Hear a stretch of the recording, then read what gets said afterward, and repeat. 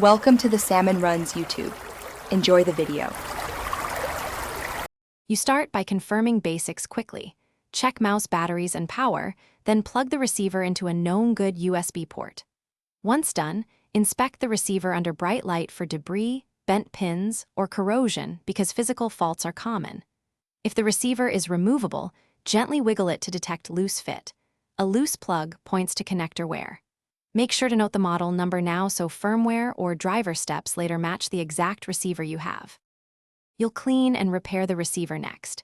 Power off the mouse, apply 90% plus isopropyl to contacts, and remove visible corrosion with a soft brush.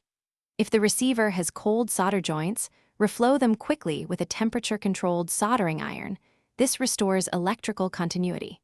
Once electrical and physical issues are addressed, use the mouse's sync button or vendor pairing software to rebind the receiver to the mouse, because pairing resets the communication channel and often resolves intermittent connectivity.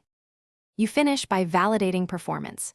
Test range and responsiveness with obstacles removed and in normal use positions, because signal obstruction mimics receiver failure.